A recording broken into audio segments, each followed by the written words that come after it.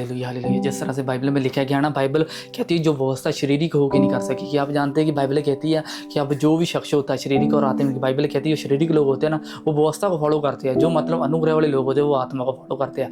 अब मैं ध्यान से समझाता हूँ। जैसे चलते हैं ना, मत्ती 8 उसकी 1 में लिखा है, कहता अब जो यीशु मसीह है उन पर दंड किया गया नहीं, कहता क्योंकि वह शरीर के अनुसार नहीं वरन आत्मा के अनुसार है। अब ध्यान से समझो, जहाँ पर शरीर और आत्मा की बात हो रही है, पौलुस ने ये साफ स्पष्ट कर दिया है कि तुम पर दंड किया गया नहीं। अब दूसरी लाइन में चलते हैं, वहां पर पता क्या लिखा, क्योंकि ना क्योंकि जीवन की आत्मा ने मुझे व्यवस्था ने मसीह कहता लिखा, कहता जीवन की आत्मा की व्यवस्था ने मसीह यीशु और पाप और मृत्यु की व्यवस्था स्वतंत्र कर दिया। अब बाइबल कहती है कि यीशु मसीह की आत्मा ने 3 चीज़ों से मतलब आपको आज़ाद किया, मौत, पाप और व्यवस्था से। आगे तीसरी लाइन में चलते हैं, यहाँ पर क्या लिखा गया, कहता लिखा, कहता क्योंकि जो काम व्यवस्था शरीर के कारण कहता दुर्बल होकर ना कर सकी, कहता उसके परमेश्वर के पुत्र अर्थात यीशु ने किया। कहता लिखा, कहता हमारे लिए पाप हमारे शरीर में समानत पाप बलि होने के लिए बेचकर कहता शरीर में पाप दंड की आज्ञा दी। क्या आप जानते हैं कि बाइबल के अकॉर्डिंग आप शारीरिक लोग कौन होते हैं? आपने बहुत सारे ऐसे लोग देखे होंगे जो बोलते हैं कि आप जानते नहीं कि शरीर के काम प्रकट है, ये करना वो करना। मैं आपको समझाता हूँ डीपली बाइबल स्टडी क्या समझाती है। चलो हम गलातिया 5 उसकी चलते हैं। गलातिया 5 उसकी जब आप पढ़ते हैं ना 16 इसमें लिखा है, कहता पर कहता मैं कहता हूँ, कहता आत्मा के अनुसार चलो, तुम शरीर की लालसा किसी रीति पूरी ना करोगे।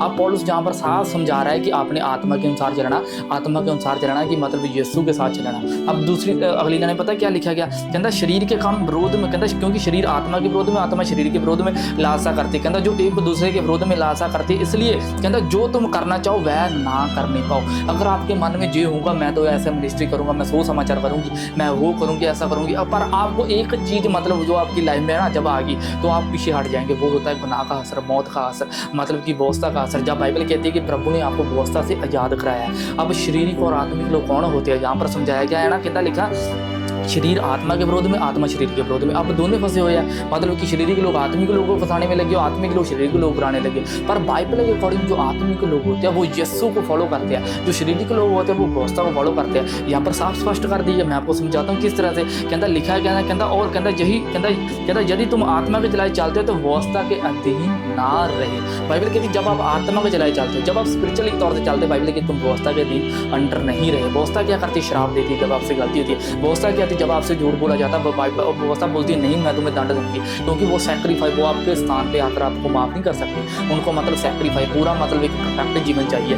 पर बाइबल कहती है जब अगर तुम आत्मा के चलाए चलते हो ना, यीशु के चलाए चलते हो, तो तुम पर दंड किया गया नहीं रही। अब आपको मैं समझाता हूँ शरीर और आत्मा के काम क्या क्या होते हैं। जो मतलब ऐसे लोग कहते हैं ऐसा ना करना वह ना करना, इसका मतलब वो शरीर के कामों को प्रमोट करते हैं। जब चलते हैं ना, जहाँ पर लिखा गया, कहता लिखा कहता अर्थात कहता लिखा शरीर के काम प्रकट है। अब बाइबल कहती है जो मतलब शरीर के काम पता है कौन कौन से प्रकट है, कहता व्यभिचार, गंदे काम, लुचपन, मूर्ति पूजा, टूना, बैर, झगड़ा, ईर्ष्या, क्रोध, विरोध, फुट, विराम, कहता मत वाले, कहता लीला कीड़ा, कहता और इनमें कहता और भी काम है। कहता इसके विषय मैं तुमसे पहले कह देता हूँ कि पहले कह चुका हूँ कि ऐसे काम करने वाले परमेश्वर के राज्य के वारिस नहीं होंगे। अब मैं आपको समझाता हूँ ये थे शरीर के काम, मतलब कि जो व्यवस्था ने लोगों बाइबल की व्यवस्था आई तो पाप बहुत ज़्यादा आ गया। जब अनुग्रह आया बहुत सारे लोगों को चाहिए।